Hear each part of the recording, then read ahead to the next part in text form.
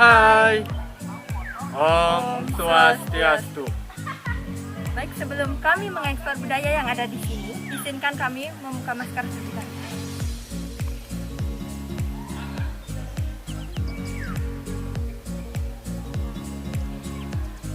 Hai, apa kabar kalian semua? Semoga sehat selalu ya. Oh iya, Asti, kita sedang di mana nih? Nah, sekarang kita sedang berada di Museum Pustaka Lontar, Desa Adat Dukuh Penaban, Karangasem. Nah, tempat ini berlokasi sekitar 6,8 km dari pusat kota Karangasem. Nah, mau tahu apa saja yang ada di dalam? Mari ikuti kami.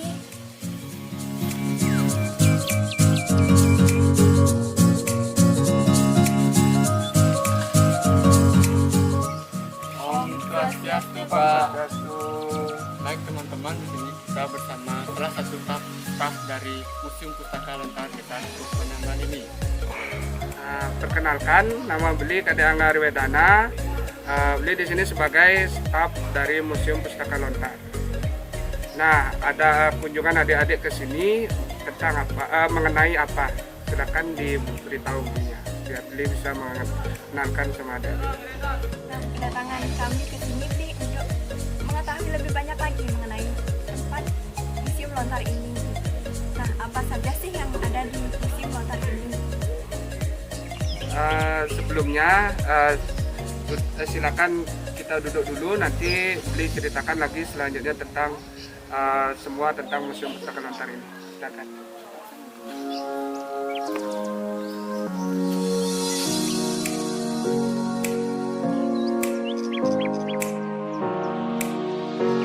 Nah, Bli, di sini kami ingin bertanya mengenai sejarah mengenai dibangunnya Museum Pustaka Lontar niki. Kalau mengenai sejarah, kami di Museum Pustaka Lontar ini berdiri di tahun 2018, tanggal 3 Januari baru dibuka. Nah, sebelumnya kenapa kami membuat Museum Pustaka Lontar? Karena di Desa Dukuh Penaban ini dulunya mungkin ya, di Desa Dukuh Penaban ini banyak penulis seperti itu. Kami adik-adik bisa lihat sendiri di sini ada banyak koleksi lontar seperti itu. Nah, kurang lebihnya di Museum Pustaka Lontar ini memiliki lontar sekitar 313 cakep. Nah, tapi tidak semua lontar itu kami simpan di sini. Seperti itu. Kembali lagi ke berdirinya Museum Pustaka Lontar. Kami di Museum Pustaka Lontar ini memiliki areal seluas 1.500 meter atau 1,5 hektar seperti itu.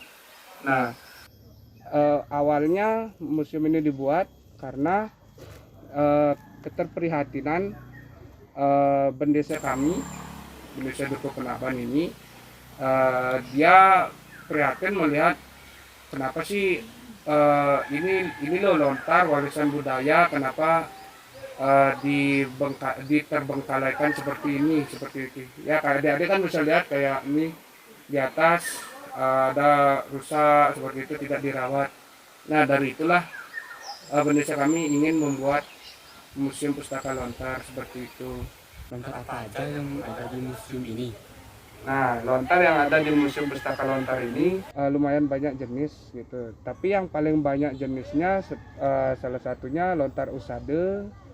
Habis itu lontar kekawin, lontar kewisesan juga ada yang untuk melajari tentang ilmu ke kanan atau ke kiri seperti itu.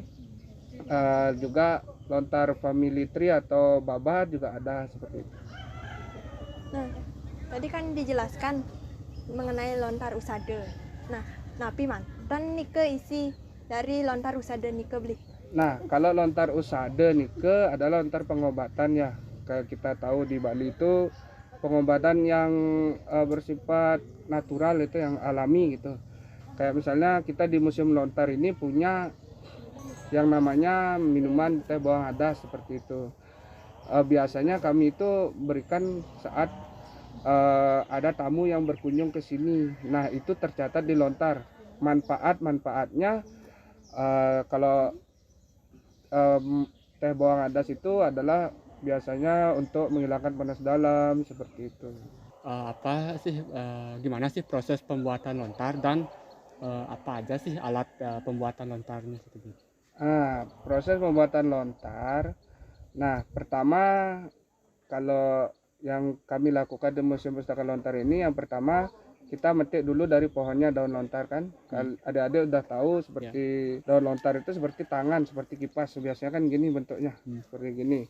Nah, setelah itu diturunin, habis itu kita hilangkan ujung-ujungnya. Setelah itu kita cari, biasanya di apa namanya, yang dicari itu dari yang di tengah-tengah aja sih, dari yang di sini sama di sini.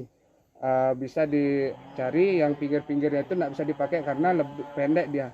Yang dicari yang bisa kayaknya misalnya 60 cm seperti itu, panjangnya 60 cm. Jadi kita potong, setelah dipotong kita rebus di panci besar.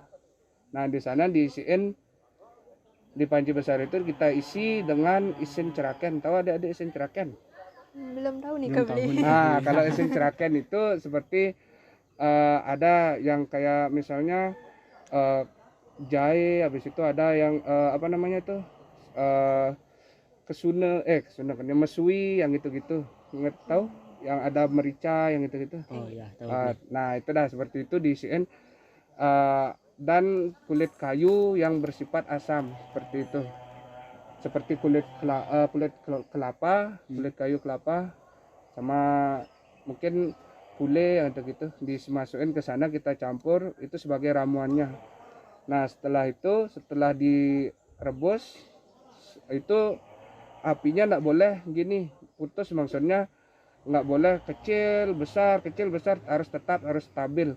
Makanya merebusnya itu harus pakai kayu bakar, dan kayu bakar itu pilihan biasanya sih kayu jati biasanya dipakai, biar apinya itu lebih gini, lebih apa namanya, lebih stabil gitu.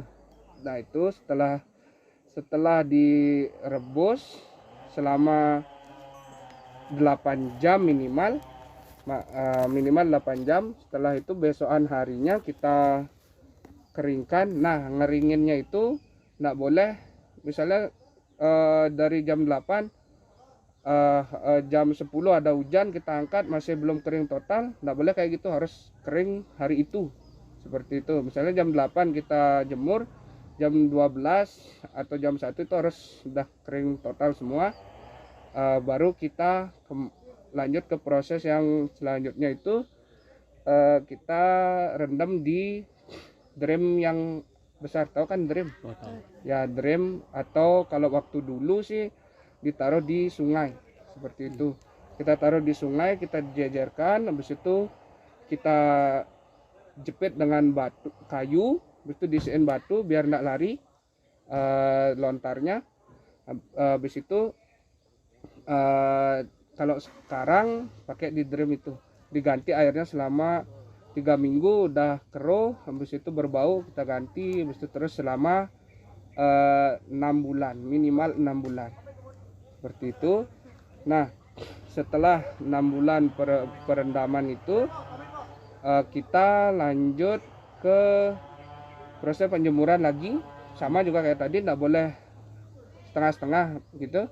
Jadi langsung sekali taruh langsung kering. Nah, seperti itu. Langsung kita lanjut ke proses penjepitan besokannya. Kita jepit, ada namanya alatnya pembelakbak seperti itu.